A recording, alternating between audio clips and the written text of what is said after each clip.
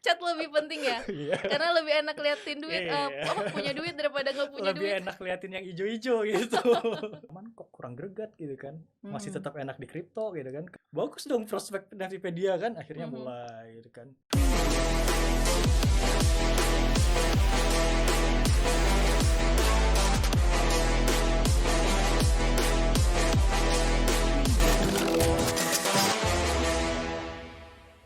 Halo semuanya, selamat datang di Niftypedia Channel. Semoga kalian dalam keadaan sehat ya. Kenalin aku Tia. Di sini aku udah kedatangan Kak Agung dari komunitas kita. Baik Kak Agung, silakan langsung diperkenalkan dirinya. Ya. Halo Katia.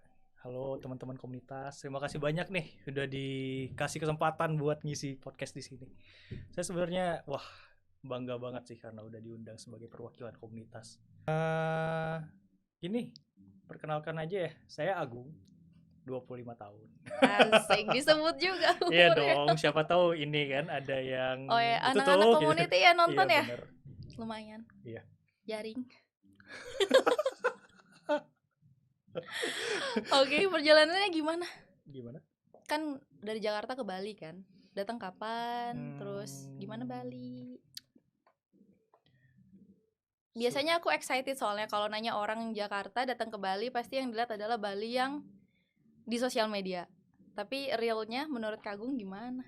Iya, sebenarnya agak aneh sih datang ke Bali pas zaman pandemi ya. Kita semua orang lah pasti taunya Bali itu rame gitu kan. Penuh sama wisatawan. Pas sampai ke Jakarta lah kok sepi.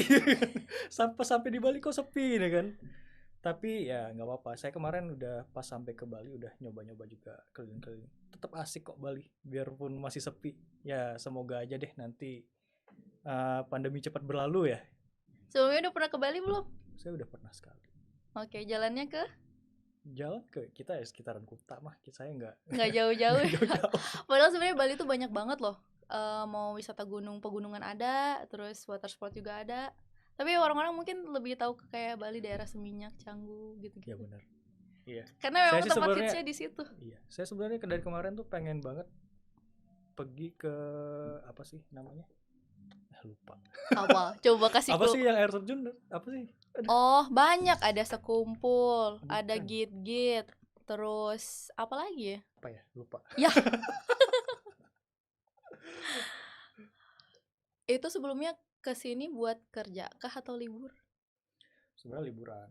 Cuman asik dong. Liburan pakai budget mahasiswa waktu itu. Budget mahasiswa di sini udah ini loh. Ya. Kalau budget mahasiswa di Jakarta berarti di sini udah banyak banget. Saya masalahnya waktu itu budget mahasiswa Jogja, Pak. Oh, Pak. Kok Pak sih? Iya. Aduh, terus kemarin udah kemana nih? Saya baru ke ini sih, beach walk. Baru ke situ doang. Semalam ya aja, soalnya kan mepet kan, datang tuh sampai jam 6:30. 6:30 malam. Waktu sini berarti kan? Iya, istirahat dulu bentar.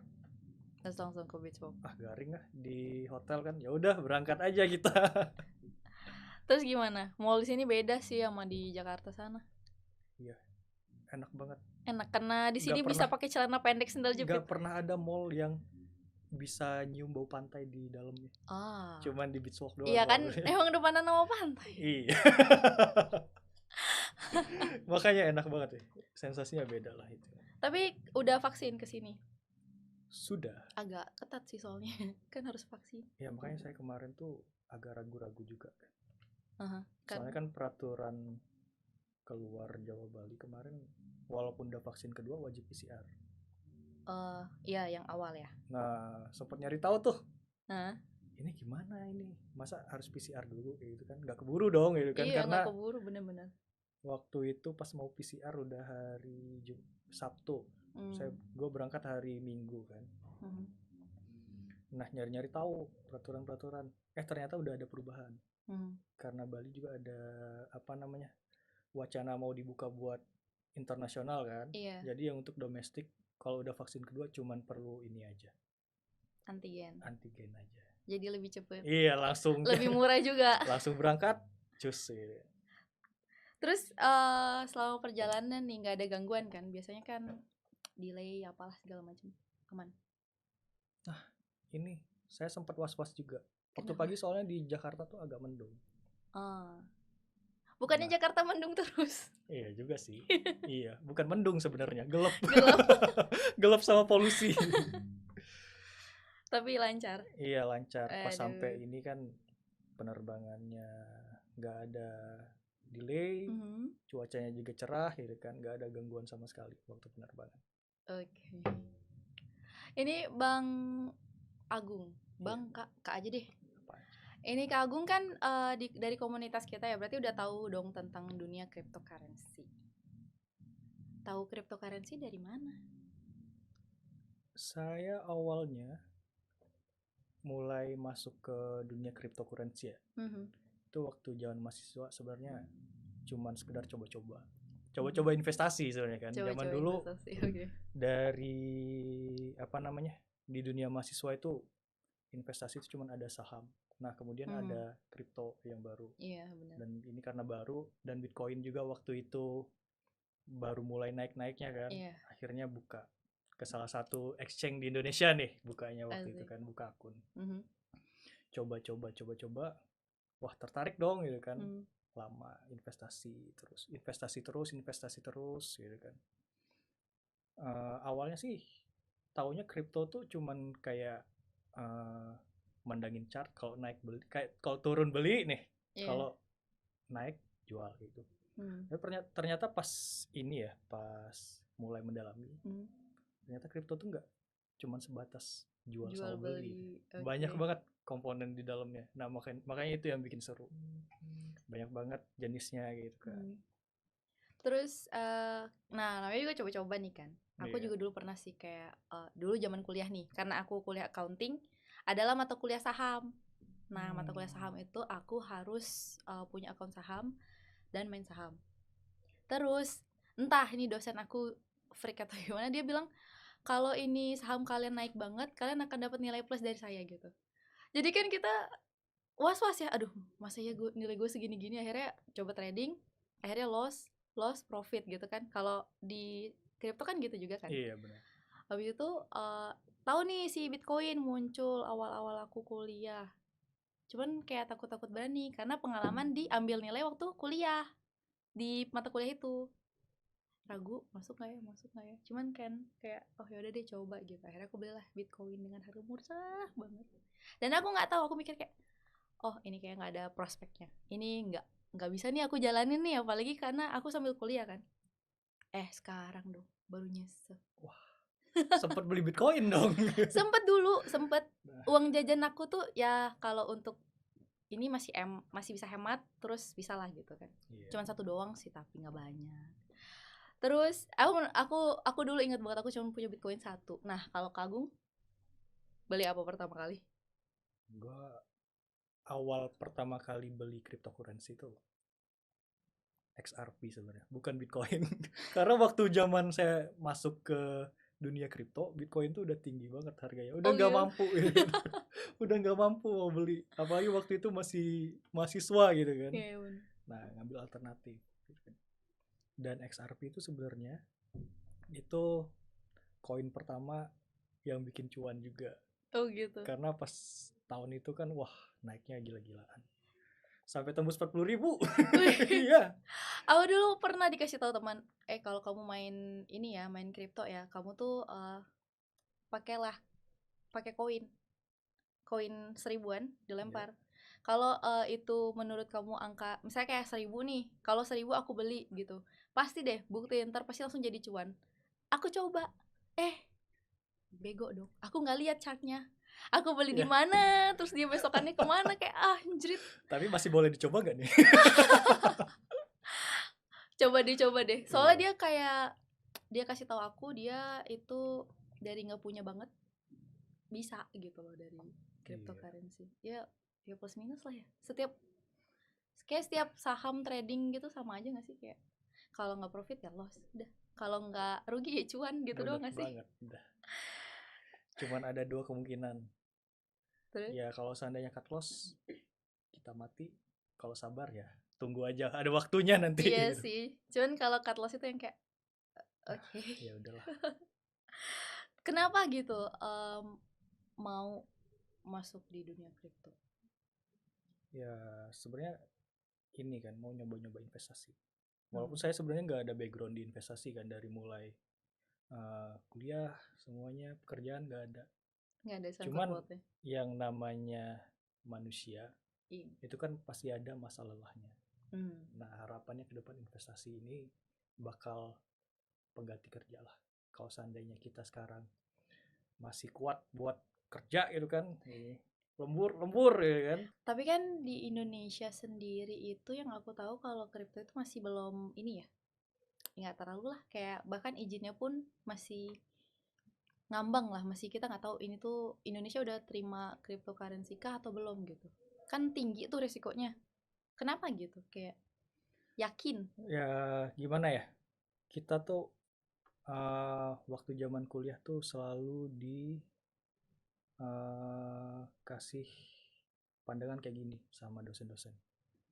Waktu kuliah lulus, pilihlah apa namanya, kejar yang bener-bener kita pengen, karena pertama kali apa namanya pekerjaan tak apapun itu yang pertama kali kita tekunin itu bakalan berpengaruh ke kehidupan kita selanjutnya kan. Nah kebetulan gue nih nyoba investasi itu pertama kali di kripto. Pertama kali banget. Sebenarnya tahu itu kripto itu wah resikonya tinggi kan. Sempat juga akhirnya nyoba di reksadana, nyoba di reksadana. saham. Tapi kok lama-kelamaan kok kurang greget gitu kan. Masih tetap enak di kripto gitu kan, karena gimana, kita udah mulai tahu teknologinya kayak gini, itu bagus, walaupun di Indonesia sebenarnya masih abu-abu lah ya. Iya. Hitungannya kan. Boleh banget. Atau enggak, boleh iya, atau enggak. Cuman kan kita masih bisa buat ikut andil di dalamnya. Nah, bedanya sama saham, kalau saham itu kan kita ngarepin banget tuh dari kinerja orang yang ngelola uang kita kan. Di kripto kan beda. Kalau seandainya ini apa namanya, bingung sih ngejelasinnya. Dia tuh bekerja bukan cuman karena orang yang ngelolanya bagus, tapi karena dia sifatnya teknologi kan. Iya benar. Jadi ngandelin kayak komoditi aja ya, yang kayak apa sih istilahnya, kayak banyak yang jual ya saat itu kita beli gitu ya, gitu gak sih? Banyak yang jual dengan harga rendah gitu kan, ngeliatin chart kan. Lebih ke arah ini, teknologinya keren kayak gitu. Lebih keren. Lebih enak ngeliat chartnya kripto daripada saham. Iya. Meskipun iya, tapi chartnya kripto fluktuatif banget ya. Kadang telat ngeliat dikit aja, tapi kalau saham kan tergantung dari project perusahaan itu sendiri. Iya, kalau saham ya gimana ya, kurang greget. Kalau kripto kan kita pas baru bangun tidur nih ngeliatin chart, wah gitu kan, wah koin gue naik gitu kan. Berarti nggak kayak orang-orang pada umumnya ya, biasa kalau baru bangun ngeliatin chart, ngeliatin handphone ada chat nggak dari pacar gitu kan. Kalau ini nggak, ngeliatin chart. Ya semoga cepatnya dapat pacar deh. Aduh. Sekarang ngeliatin chart aja dulu.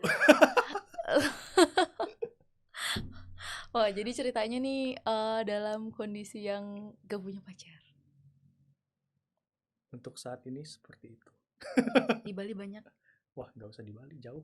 Ya nggak apa-apa kan, bisa diterbangin. Iya benar juga. Terbangin aja gitu. Terus ada, jadi kan ada kayak yang kangen nih, aku ke Bali ya gitu. Kalau sama-sama di satu kota kan nggak bisa jalan-jalan jauh. Jangan deh. Kenapa? Ngeliatin chart aja dulu. Chat lebih penting ya. Karena lebih enak liatin duit, punya duit daripada nggak punya duit. Lebih enak liatin yang ijo-ijo gitu. Oke, selain cryptocurrency itu kan ada, tahu NFT kan? Tahu. Nah, tahu NFT dari mana? Sebenarnya NFT itu kan baru mulai digembor-gemborin tuh waktu bulan April ya. Iya, masih tahun segitu ya. Nah, awalnya tuh kan waktu itu zamannya banget koin-koin micin naik tuh. Iya, nyebutnya koin micin ya. Koin micin gak apa-apa. Asal jangan sebut brand. Iya benar. Nah waktu itu kan koin lagi naik-naik tuh. Nah kita sebagai investor yang baik dan mengharapkan cuan, kita hunting dong. Kan. Nah, dan ternyata itu ada bidang baru yang mulai dikembangin, yaitu NFT. Malah sebenarnya gue tahu NFT itu awalnya pas Neftipedia. Oh gitu. Bener. Tahu Neftipedia dulu baru cari tahu NFT itu. Iya benar. Karena ada ini kan iklan promosinya Neftipedia. Ujungnya nyari tahu NFT ini apa. Okay. Oh ternyata kayak gitu.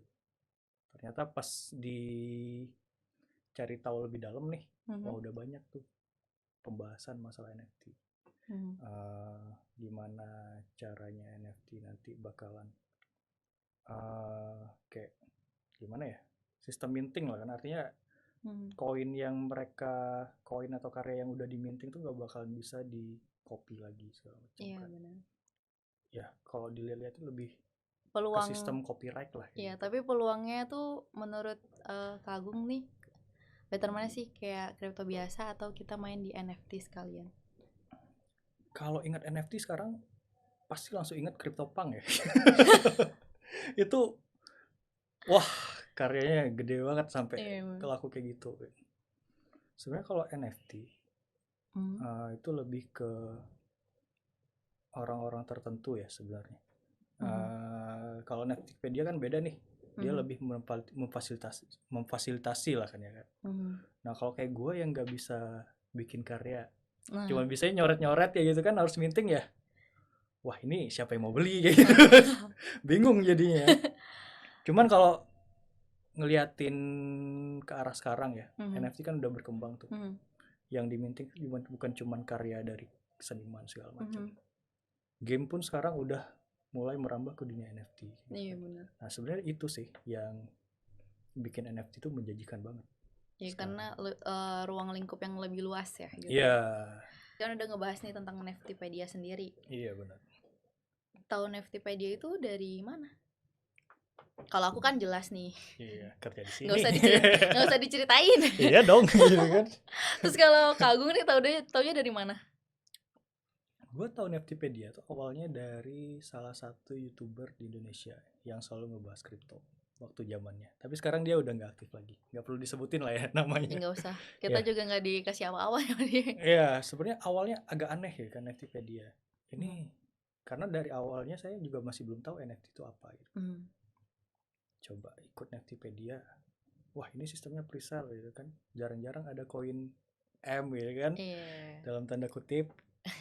Pakai sistem presale pada zamannya. Kalau sekarang kan udah banyak banget tuh. Iya benar. Cobalah gitu kan. Cari-cari tahu lagi gitu kan. Pas cari-cari tahu, wah cobain invest deh gitu kan. Ujung-ujungnya kontak nih salah satu timnya Neftipedia. Waktu itu sistem presale-nya juga aneh gitu kan, nggak ada platform atau apa, main transfer langsung ke rekening Neftipedia gitu kan. Tapi nggak apa-apa lah gitu kan. Nah akhirnya beli. Itu nggak takut ini scam nggak sih gitu kan, ke main transfer? Ya awalnya takut. Kan insecure pasti ada. Kita kan sebenarnya yang namanya investasi itu awalnya harusnya perkenalan dulu kan. Iya benar. Kenal dulu koinnya kayak gimana, timnya kayak gimana gitu kan. Makanya waktu awal itu belinya nggak terlalu banyak.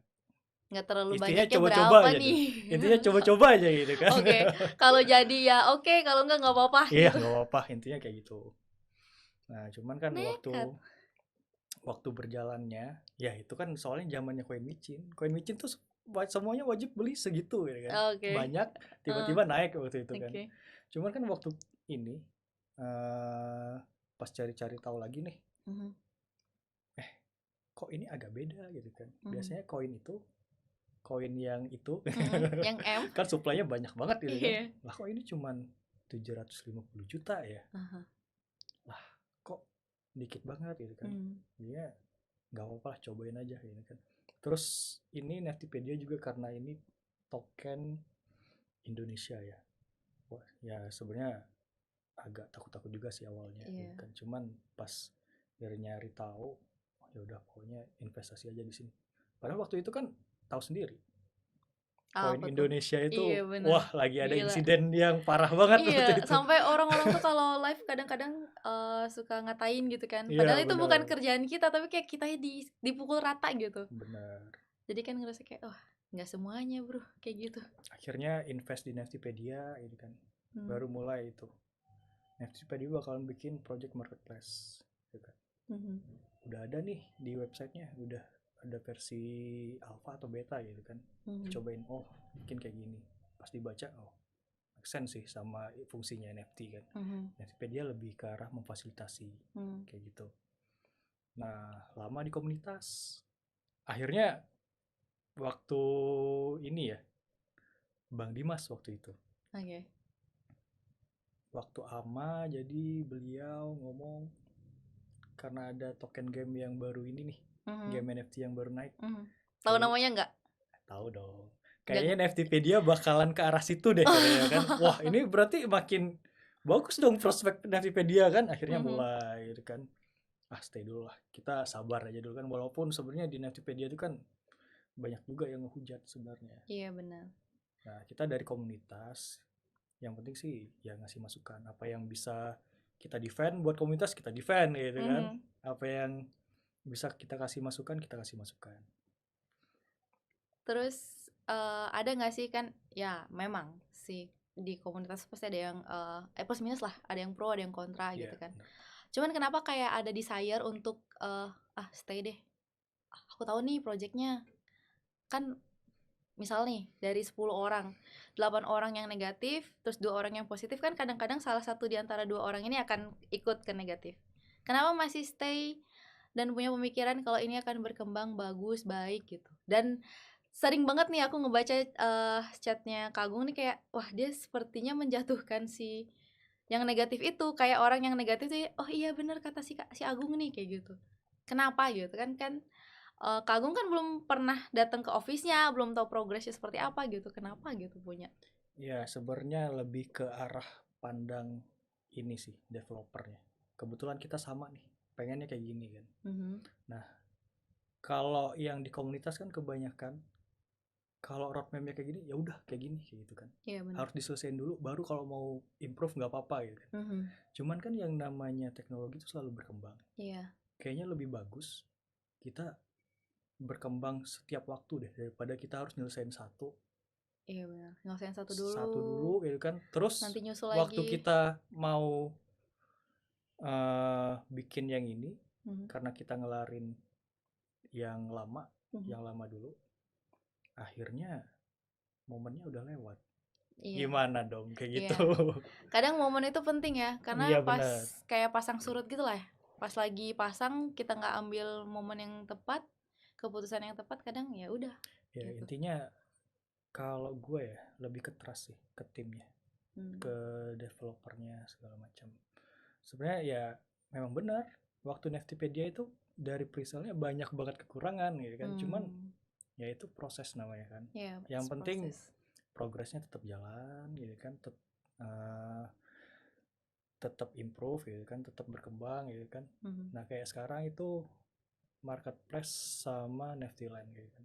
Awalnya dari cuman marketplace doang nih. Iya. Nah tiba-tiba marketplace-nya tuh ada walletnya gitu. Terus sekarang Neftiland. Udah tahu belum isi dari aplikasi marketplace itu apa aja?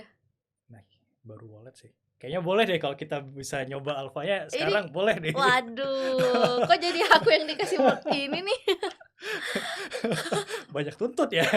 Nggak apa-apa kan, jarang-jarang. Asal Iya jangan sih. tiap hari aja. Ya kan nggak tiap hari ke Bali. Ini karena diundang aja. Kalau disuruh tiap hari, mau emang tinggal di Bali? Jangan deh. Nanti udah nggak asik lagi Balinya. Lebih enak buat jalan ya daripada buat liburan. hari-hari gitu. Yang Kak Agung ngeliat selama ini kan Kak Agung cuma ngeliat dari community, kita info apa Kak Agung tuh cuma bisa ngeliat dari situ gitu loh. Sekarang kan Kak Agung udah datang di sini nih, sejauh ini nih dari di komunitas dan ke sini langsung, ada perbedaan nggak yang buat Kak Agung makin kayak, oh ada nih, kayak orang kan biasanya kayak di sosial media ya kayak lagu lah, foto postingannya dengan yang aslinya berbeda nih. Kalau dari sisi Kak Agung sendiri tuh gimana? Kayak ada perbedaan kah, ada gap atau apa gitu menurut Kak Agung? Awalnya sih kalau pas baru sampai di ini ya, di Bali kemarin ya. Pas sampai ini saya langsung minta anterin kantor Netpedia yang mana ya, 3 token sama yang jemput. Pas sampai, wah ternyata strategis ya kan. Langsung saya share nih di komunitas. Barusan lihat kantor Netpedia, wah ternyata kantornya strategis. Nah hari ini kita room tour. Dari yang awalnya ya sering kan foto progres kantor itu di-share di komunitas. Tapi kan ruangan yang di-share itu doang kan. Ternyata pas udah room tour nih, wah ternyata nggak cuman itu doang ya yang jadi poin. Ternyata luas banget kantornya itu kan, dan ternyata ada orangnya. Dan orangnya banyak banget gitu kan. Terus soalnya yang di-share bisa kan nggak kelihatan. Iya bener banget gitu kan. Jadi kayak kemarin tuh kan di komunitas banyak tuh yang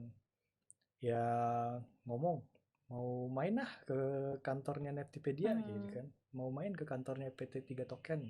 Jadi orang makin cuman dari kemarin ditunggu-tunggu kok nggak ada yang datang gitu kan, padahal kita sebenarnya di komunitas di grup itu pengen tahu sebenarnya kan, kalau seandainya kan mungkin ya biasanya kalau developer owner nge-share pasti yang bagus-bagusnya doang kan. Ternyata enggak, yang di-share ternyata cuman sepersekian dari yang bagus aslinya gitu kan. Berarti bagus dong. Waduh, kayak aku ngerasa kayak terbang gitu dipuji bagus kantornya. Jadi selama ini yang saya tahu tuh kantor PT 3 Token tuh ada ruang rapat 1, terus ruangan Pak Jimmy, sama ada ruangan biliar gitu doang. Ternyata banyak gitu kan. Wah banyak banget ruangannya, dan ternyata manusianya banyak juga gitu kan. Oh, dipikirnya gak ada yang kerja. Kirain soalnya ya. Aku pernah ngebaca pop-up chat di community tuh ada yang bilang, wah makan gaji buta. Padahal itu waktu di sini tuh masih pagi banget. Iya bener banget. Anda tidak tahu. Kayaknya perlu di-share deh. Wah banyak banget ini kan. Apa perlu kita pakai ini? Live kamera 360 biar mereka 360. Kalau nanti marketplace sudah launch, mau minting kah? Barangkali mungkin mau pas lagi project foto minting. Yang pasti bikin akun dulu ya. Iya pasti, maksudnya kayak kalau udah bikin akun nanti pasti banyak rencana kayak gitu kan. Apa aja yang bisa dijual ya dijual gitu kan. Entah foto, entah karya. Asal nggak harga diri aja. Jangan, kalau itu bahaya. Kan udah banyak nih NFT di luar. Iya. Udah pernah tahu mungkin yang di luar negeri? Menurut Kak Agung nih, kira-kira Neftipedia Marketplace ini bisa nggak bersaing sama yang luar? Sebenarnya yang bikin Neftipedia menurut saya lebih lah ya dari yang lain tuh, karena mereka mau menjangkau tuh ke pasar yang paling rendah. Kayak misalnya ini nih, biasanya kalau seandainya koin tuh pastinya langsung promosi bikin event skalanya internasional, skalanya nasional. Tapi Neftipedia beda. Dia masih mau ngerangkul seniman-seniman lokal kayak gitu kan, bikin event lokal segala macam. Tapi bukan berarti Neftipedia nggak pernah bikin event nasional ataupun internasional gitu kan.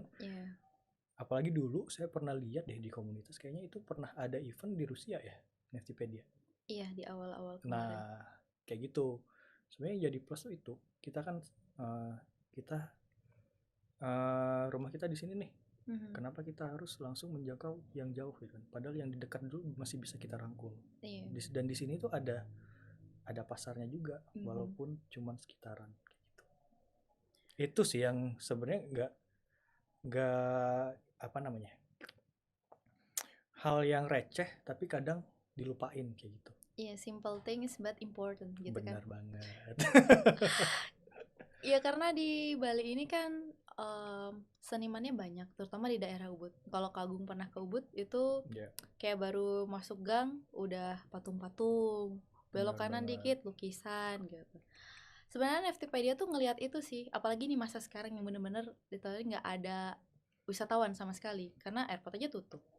Kalau orang dari luar negeri mau ke Bali pun dia harus transit dulu Jakarta, terus Jakarta karantina dulu kan. Iya benar. Jadi pengennya ya itu kita buat gimana sih caranya biar seniman-seniman di Bali yang udah ya mungkin mereka tidak punya harapan karena pandemi ini jadi bisa gitu loh. Dan ya syukurnya bisa terbantu. Iya. Tuh, dan beberapa kemarin mungkin Kak Agung udah lihat juga di komunitas kita sempat share Neftipedia painting competition. Betul banget. Nah, itu kan Neftico ya kemarin namanya. Nepaintco. Neftico yang sebelumnya ya. Dan percaya nggak? Gimana? Itu tuh si pesertanya itu di bawah umur kita deh. Dengan karya yang kayak gitu. Wah. Kayak wah. Berarti kita udah tua deh kayaknya. Jangan spill umur ya. Kan Kak Agung udah pernah ke office-nya nih, office tour juga udah, terus juga mau sebagai perwakilan dari community lah datang ke office Neftipedia. Kira-kira ada nggak saran yang bisa Kak Agung kasih ke kita? Kan Kak Agung udah lihat sendiri nih office kita, terus orang-orangnya seperti apa gitu. Sebenarnya sih caranya Neftipedia itu kalau menurut saya itu udah benar. Yang penting sekarang fokus aja sama apa yang mau kerjain sama project-project kita di Neftipedia gitu kan, yang sekarang masih ada 2 dan ditunggu-tunggu banget. Waduh. Ya tetap fokus aja dulu sih. Untuk improvement kan nanti pasti berjalan segala macam. Nah harapannya sih lebih ke komunitas kayak gitu. Oke, berarti gimana cara kita ya, ini ya? Sebenarnya sih kalau dibilang nggak ngerangkul komunitas, ya nggak mungkin. Buktinya sekarang komunitas diundang ke sini kan, ke kantornya buat ngelihat sendiri kayak gimana Neftipedia. Tapi lebih ke arah gimana ya? Gimana caranya biar komunitas tuh bukan cuma saya gitu kan. Lebih luas ya kan, dan lebih banyak lagi yang ngedukung dan mau ikut ngebangun Neftipedia kayak gitu. Menurut Kak Agung emangnya selama ini di komunitas tuh kayak kurang banget dari segi kita ya, kan kadang kita kan nggak tahu, kita sih sudah melakukan yang terbaik nih, tapi kan kadang namanya manusia, ini kurang nih, ini miss di sini nih kayak. Ya karena yang seperti yang saya bilang, saya sebenarnya bukan menuntut banyak kayak gitu kan. Neftipedia juga bikin event lokal segala macam untuk di Bali ya. Cuman kan yang di komunitas agak banyak ya kan, menyeluruh. Nggak semua dan ya. Mereka tuh nggak semuanya update kayak gitu kan. Nah jadi gimana caranya dari tim Neftipedia tuh biar mereka tuh aware gitu loh sama kegiatan-kegiatan Neftipedia. Kayak misalnya saya kemarin tuh di grup, saya pas tahu ada yang event painting Neftipedia itu waktu hari H-nya gitu kan. Baru tahu ya pas hari H. Pas saya cek di sosmed lain ternyata wah udah ada pemberitahuan, ternyata saya telat. Nah kayak gitu, yang kayak gitu. Apa karena chatnya ketimbun mungkin? Soalnya kan kalau Neftipedia menurut saya ya komunitas tuh lebih banyak aktif tuh di Telegram. Iya gitu kan. Benar. Nah gimana caranya biar komunitas itu lebih aware ke sosmed Neftipedia yang lain kayak gitu. Oke. Agak susah sih permintaannya. Iya tapi ya memang sih kan. Tapi kalau ngeliatin tim Neftipedia yang kelihatannya semangat banget kayak tadi kan waktu room tour ya, itu bukan yang nggak mungkin sih, perkara sepele sebenarnya. Iya sih. Ya intinya gitu sih, jangan komunitas itu lebih diperhatiin gitu. Terus jangan lupain project-projectnya gitu kan. Kalau udah beres ya improve lagi gitu. Kayak gitu. Oke, terima kasih Kak Agung atas waktunya. Terima kasih juga udah mau terbang jauh-jauh dari Jakarta ke Bali. Sebelum berakhir aku ada hadiah nih buat Kakak. Wah, apa tuh? Ini pasti udah gak asing dong sama ini ya. Wah. Ini buat Kak Agung. Makasih banyak Katia. Wah, saya buka. Boleh dibuka dulu? Semoga suka. Itu desain kesukaan aku soalnya. Itu aku yang pilihin loh. Kayaknya ini desainnya si lomba ini ya kemarin ya? Bukan. Itu kan ini logo kita. Maskot kita. Oh iya, makasih banyak nih, bagus banget. Udah ngasih. Iya sih, udah gak asing banget sama naga satu ini. Itu kebetulan juga yang desain orang dari kita sih. Kayaknya saya udah tahu deh. Oh, Yang tadi udah. udah di room tour. Ya, Udah tahu harusnya tadi orangnya. gak usah di-spill dulu. Iya. Nah guys, segitu dulu perbincangan aku sama Kak Agung pada session kali ini. Untuk video selanjutnya, jangan lupa stay tune. Bye.